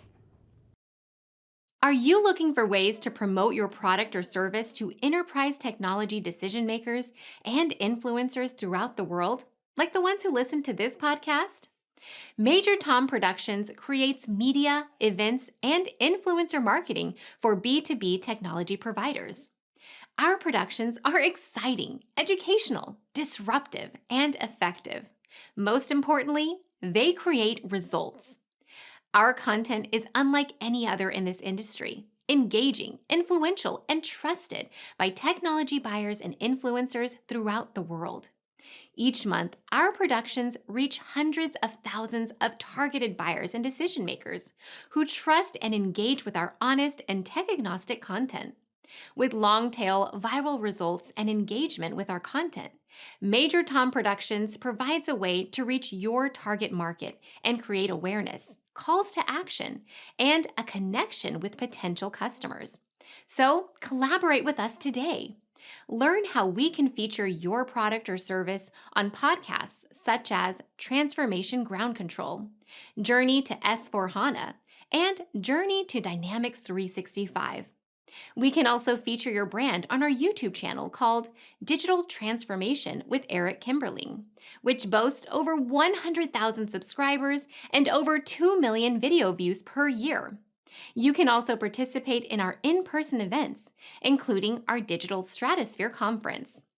Contact us today to learn more. We can tailor a marketing campaign that works for you. We look forward to helping more people learn more about and become engaged with your brand.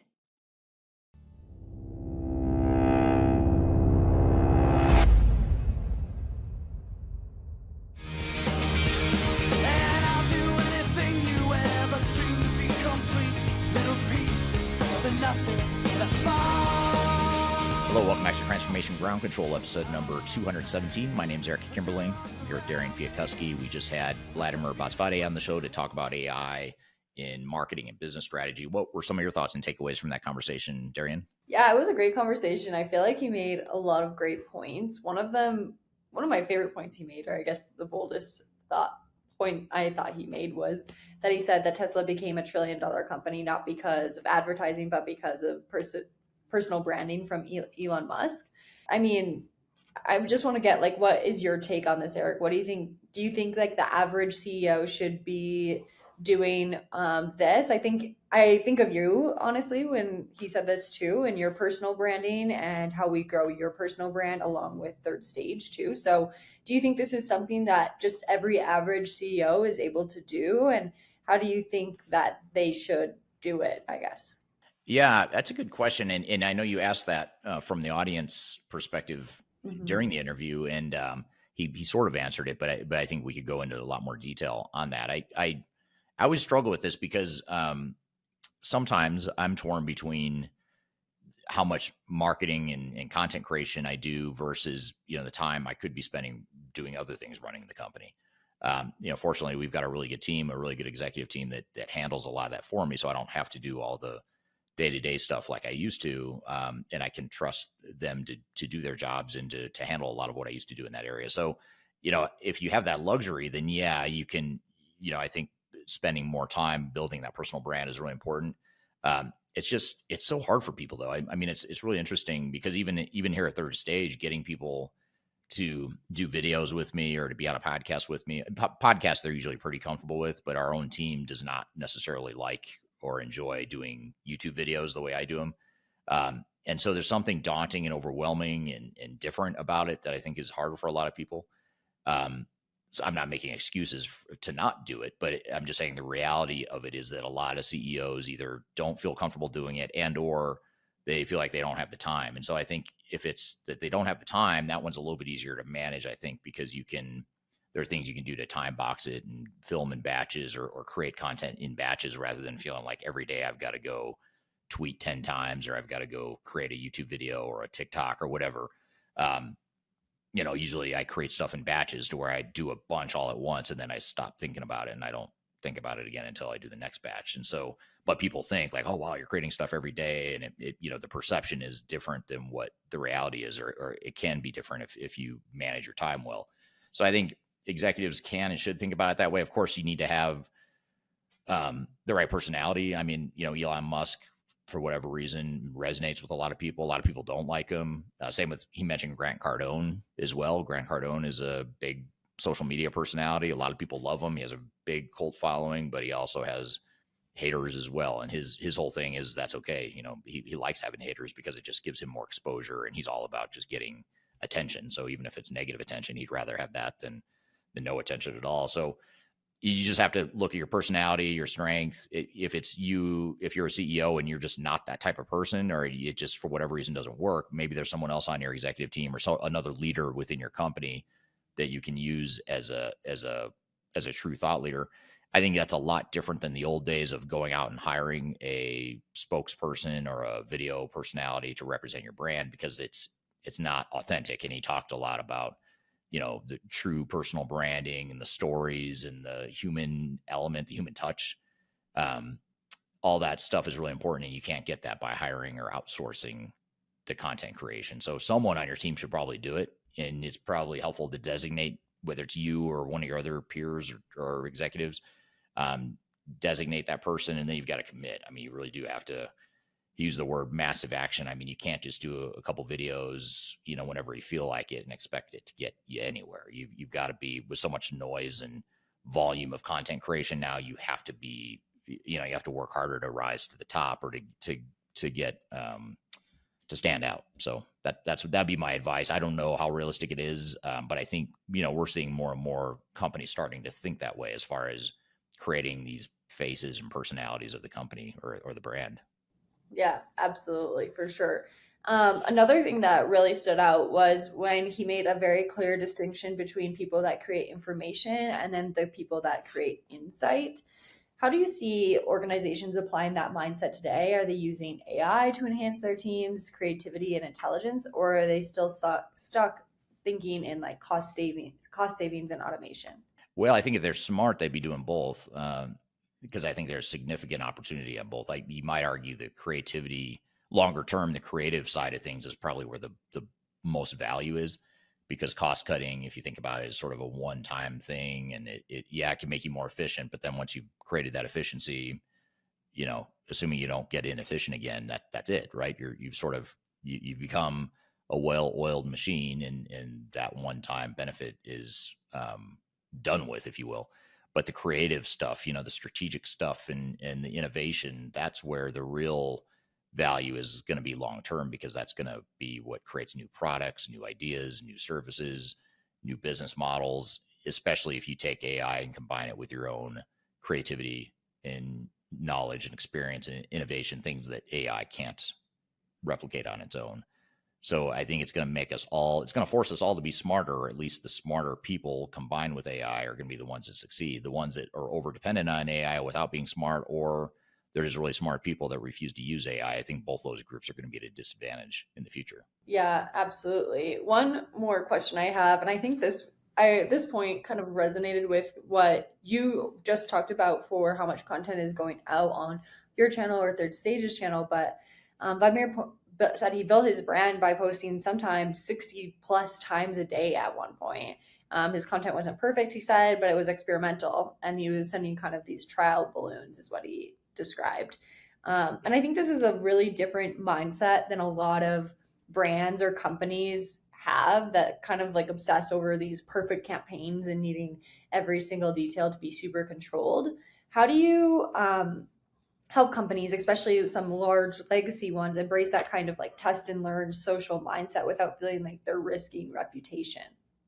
That's a good question. A lot of companies struggle with that, especially the bigger, more conservative companies. They struggle with the old mindset of, I can't put anything out there until it's gone through certain levels of internal review, and then marketing gets involved and wants the branding to be perfect and the messaging to be perfect, and they ask people to redo content, and it just slows down the whole process. And meanwhile, you've got people like me or other thought leaders in whatever industry out there that are just cranking stuff out without any filters, and sometimes that backfires. I mean, I'll admit there's times where I put stuff out that's like, well, if I would have thought that through a little bit more, I might have not put that out, but that's pretty rare. I mean, it doesn't happen that often, but it does happen, right? That, if we had if you and others on our marketing team were more command and control and needing to review everything, you might have caught those things, but you also probably would have slowed down our ability to create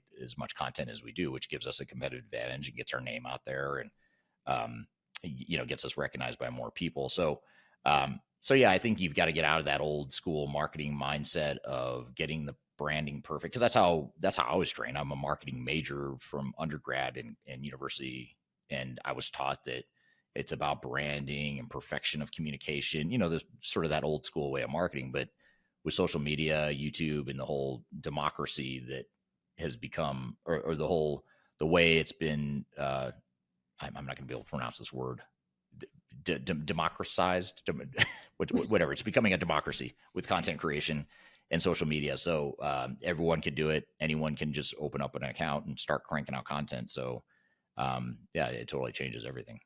And it's free to market your brand that way too. You don't have to do anything. So it's really interesting to kind of like, I think we always say like leveling the playing field. In some ways it does. Everybody has the same access to free platforms. So it's interesting.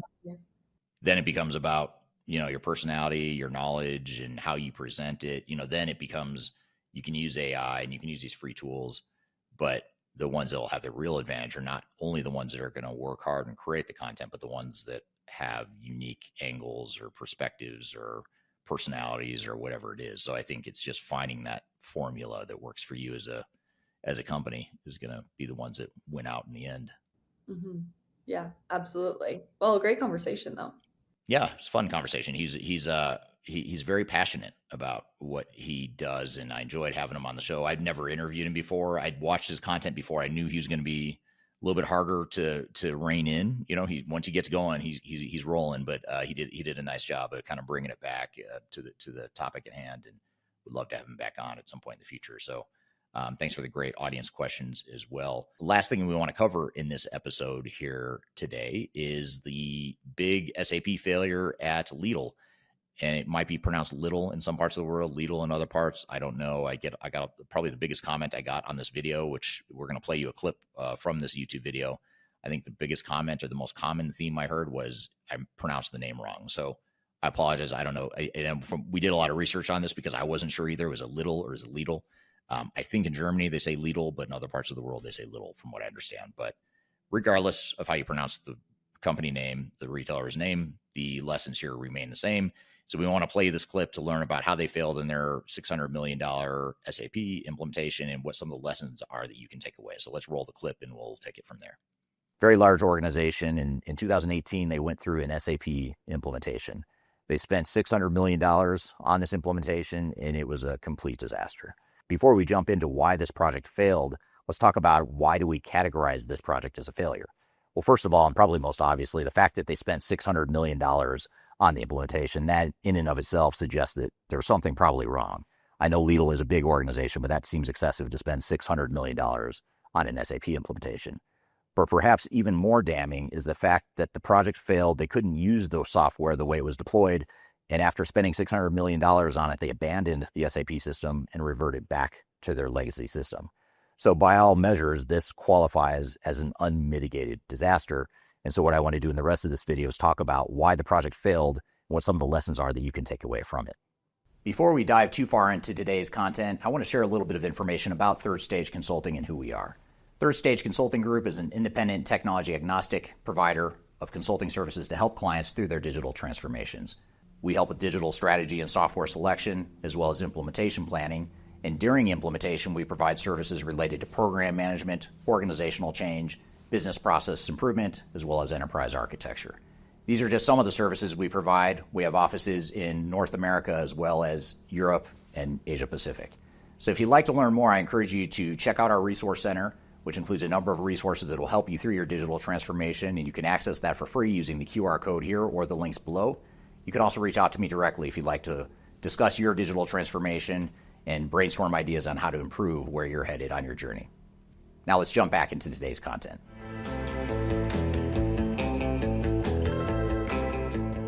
One of the biggest issues that Lidl appeared to have in this project is that there was a resistance to change relative to what SAP provided in terms of business processes and functionality. One specific example that's apparent in the public record about this failure is that prior to the SAP implementation, Lidl had valued their inventory based on what they purchased the inventory for. SAP, on the other hand, the version they installed, based it on the actual retail value of the inventory. So two completely different ways of valuing inventory. Now, I'm not going to debate in this video which method of product costing is right, whether it should be based on purchase price or sales price. But the point is there's a big disconnect between the way Lidl operated and the way SAP operated. Now, of course, Lidl had a couple different options or ways they could handle this. They could have chosen a system that supported the way they really wanted to do the inventory valuation, which is based on purchase price, or they could have forced their organization to change to the purchase price inventory valuation and basically gone through the organizational change efforts to ensure that people could adapt to the software. But what they did instead was sort of the worst of all worlds, which is they customized the software. So they tried to change SAP to fit the way they had done things in the past.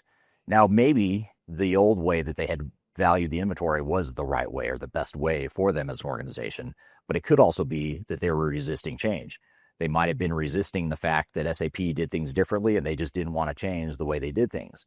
And in any given implementation, you're going to run into disconnects like this, but the key is to recognize what's really important to your business and what don't you want to change, and what are the things that you do need to change or you should change, because there's no point in recreating the wheel when software maybe does things a little bit differently than you are doing them today. So there's no one size fits all right or wrong answer when it comes to this, but resistance to change and the effect it has on the overall implementation is something that's very real. And that resistance to change and the after effect and the things that they did to adjust to that resistance to change were things that caused this project to spiral out of control, to take longer than expected, and also to cost a lot more than they ever expected.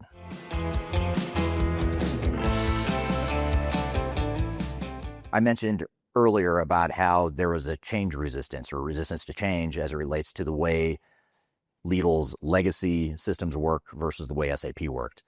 And that led to customization. And customization is another big problem that the company had, not just with this one example that I gave a moment ago, but in general, there was just a lot of customization that the team chose to undertake as a result of their implementation. Now, anytime you're implementing an off-the-shelf system like SAP or any of the other leading ERP systems in the marketplace, There's a certain amount of base functionality that the systems have. There's a certain amount of configuration and personalization you can do with that software, but you want to be careful not to completely change or break the way the software is built. And that's what happened with Lidl, is that they customized so much that they ended up breaking the system and creating a lot of other issues on the technical side that were very hard to work through. This increased the risk of the project, it increased the cost, and it also increased the timeline that it took to deploy the technology. And not only that, but what it does too, when you customize the software as much as Lidl did, is it sort of traps you into that software longer term, and it makes it very hard to switch away from that software. In fact, we're seeing that exact same thing with other SAP customers we work with right now, where they have a legacy SAP system that was highly customized, and they're afraid or can't move to S/4HANA because they don't know how to untangle all that customization and that custom code they developed in SAP years or decades ago. So this is certainly something that Lidl fell into the trap of, and it's something that contributed to their overall failure.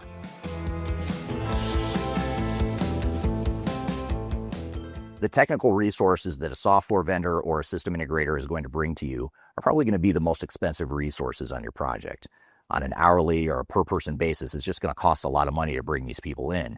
And you do need a certain amount of outside expertise, outside technical expertise that you may not have internally. But in the case of Lidl, they over-depended on outside consultants and outside system integrators, largely because they didn't have the skill set or the capacity internally to handle a lot of the work that they needed to do. Now, again, you do need to rely on outside consultants and outside resources to bring in the competencies you don't have, but there's a fine line there. If you go too far to the extreme of just completely outsourcing the project to a third party, which it sounds like is what Lidl did, that's going to lead to a lot of failure issues. You're going to run into cost overruns. You're going to run into a lack of transparency and accountability on the part of the system integrator. And ultimately, you, the implementing organization, are not going to have ownership and control over the project if you let your system integrator manage the entire thing.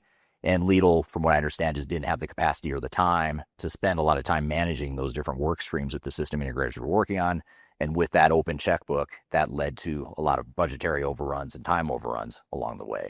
So it's really important as a takeaway here that you find that right balance of leveraging outside consultants and outside technical implementers, but don't rely on them so much that it blows your budget and it makes your team sort of in this learned helplessness mentality that leads to a lack of ownership of the project.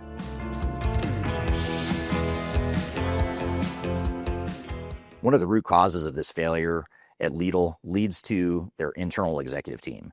There was a lot of turmoil amongst the executive leadership team at the time they were going through the SAP implementation. There was turnover on the team. A lot of new team members came in at the executive level, and that created a certain amount of inconsistency and misalignment amongst that internal team. And when you have that level of inconsistency and misalignment at the top ranks, that's going to trickle down to your project, and it's going to trickle down to the front lines during a transformation like this. So you have shifting priorities, you have a shifting goal line as far as what it is that this project should look like as a result of the fact that your executive team is turning over, as in the case of Lidl. And even if you don't have high turnover at your organization, it's really important that you make sure your executive team is all on the same page with what exactly this transformation or this project means to your organization. And it's really important that those executives also make tough decisions that need to be made as part of the implementation. And I'm not talking about simple yes, no types of answers of do we customize or not, or do we stay on budget or do we not? The questions and the answers that need to be asked are not that simple. They're more like questions around how much do we really want to standardize? Do we want all 12,000 stores, in this case at Lidl? Do we want all 12,000 stores to operate the same? Do we want different regions to operate independently or separately from the parent company?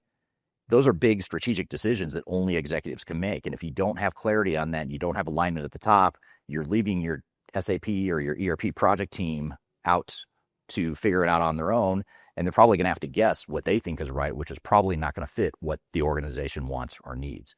So it's really important to take away and learn from this that your executive team is aligned before you start the implementation. Because if you spend time making key strategic decisions all along the way while the meter is running on these expensive outside vendors and technical consultants, your budget's going to go way over. You're going to delay the project, and you'd be much better served to slow down the implementation, make these key decisions up front, get that alignment, then start the implementation. When we testify in court cases involving SAP failures, one of the questions we often get asked on the stand in court is, does SAP work? Oftentimes there's finger pointing at the product, saying the product didn't work, therefore the project failed, therefore the operations came to a complete halt, and that sort of thing. And most of the time we find that SAP, or any other ERP system for that matter, gets wrongly blamed for the issues that happen in a project like this. SAP has been used by some of the world's largest organizations for decades now. So the software works. It may not work the way you want it to. It's not perfect. There may be things that you want to change or that you wish SAP did differently, but the fact of the matter is the software does work. The question becomes, does it work for you as an organization? And just as importantly, does the implementation work? Are you implementing the product in a way that's going to work for your business? Are you navigating those decisions and those change management issues and those operational optimization issues and the internal alignment issues? Are you navigating all that stuff effectively? None of that stuff has anything to do with SAP, but yet SAP oftentimes gets blamed when something goes wrong on one of those other fronts. So it's really important to recognize that you need to make sure you've got the right product, first of all. The product has to fit what it is you're trying to do longer term. And once you've done that, you also need to make sure you implement it well and effectively. So that was the clip of my YouTube channel where I talk about, or my YouTube video where I talk about Lidl and its SAP failure. What were some of your thoughts and takeaways from that analysis or that case study, Darian? Yeah, I mean, first of all, I think everybody is going to be kind of shocked about how it feels like they spent all this money and then just completely abandoned the project. It just, yeah, it's crazy that it got to that point. A lot of it, which could have potentially been avoided too. So I think all of that is really interesting. One thing that you mentioned though was that Lidl, I don't know, fell into the trap. Yeah, they kind of fell into this trap of customizing SAP too much instead of adapting to their business processes. Why do so many companies, this is something we talk about a lot on this podcast, why do so many companies fall into this trap? Is there ever a time when heavy customization is actually the right move? Yes. Yeah, it is. And it's such a polarizing topic. It reminds me of talking about politics or religion or something. It's just such a, if you're in this industry, it's been an age-old debate. Do you change your processes to fit the software? Do you change the software to fit your processes? The software vendors and the tech consultants are all going to tell you, change your processes to fit the software.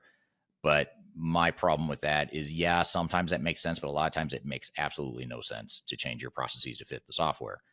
There might be something you're doing that you intentionally want to be different because it's a competitive differentiator, not because you're resisting change, not because you don't want to consider other options, but because it's what makes you unique and what makes you different. It gives you an edge over your competitors.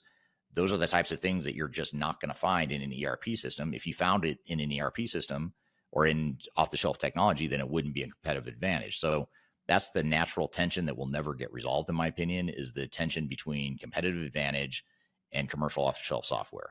Commercial off-the-shelf software works best in cases where it's a vanilla process that is all about efficiency. It's all about how many invoices can I process? How can I process payments faster? How can I capture customer orders faster?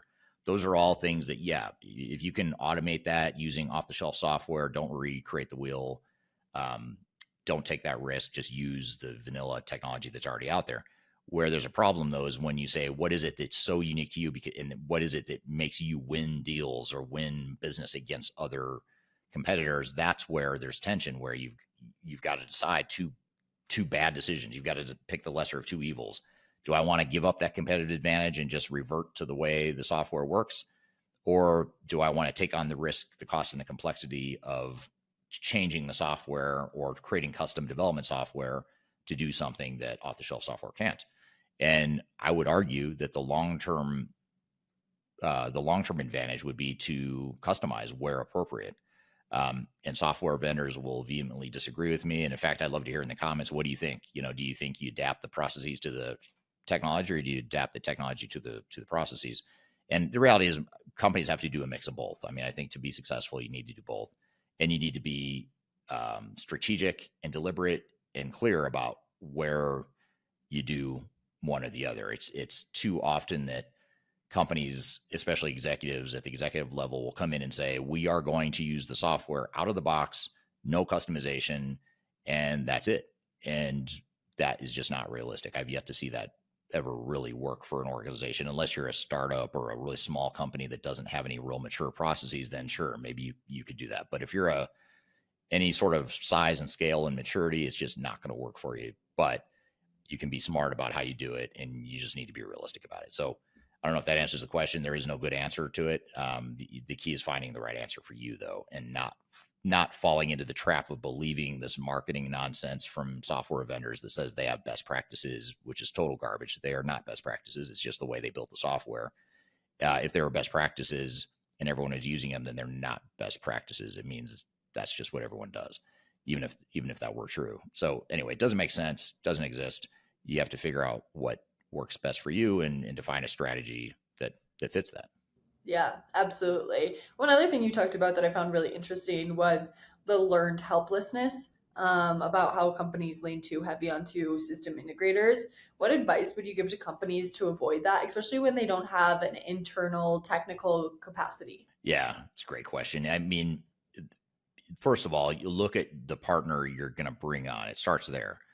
The technical implementation partner should be someone that is a true partner that augments your team, but doesn't view themselves as the manager of the project or the, kind of a superior party in the relationship. And that's where I think the unhealthy relationships with these big system integrators, that's where these projects go off rails early on, is because exactly what you said, Darian, the company doesn't have their own internal competencies. So they're going to go hire one of the big brand names to help them implement the solution that presumably does have the technical competency. So they'll go out and hire Accenture or Deloitte or KPMG, PwC, whoever. And they think, okay, well, these guys and gals know the software better than anyone. They're going to augment our team.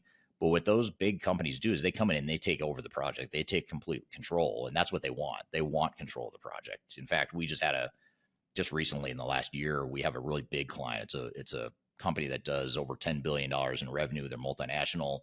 They're implementing SAP, and their system integrator, I won't mention who it is, but it's one of the big names that I just mentioned. Their system integrator contract, the system integrator insisted that they have ultimate decision-making authority over the project.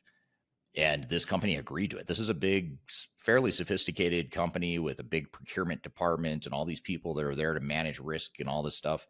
Yet they still agreed to this. And I asked them, why in the world did you agree to let the system integrator have ultimate decision-making authority on the project? The only answer they could give is, well, they said they were going to walk away from the opportunity if we didn't agree to it. And we really wanted to hire him. And so anyway, you can't, I don't know how to help in cases like that where you back yourself into a corner and you let the system integrator have complete control. They hired us to try and wrestle back some of that control and get more visibility into the project, which is the other part of this, by the way. It's not just hiring someone who's going to be on equal footing with you, or at least be an equal partner with you. In fact, I would argue they shouldn't even be an equal partner. They should be a subcontractor that you manage.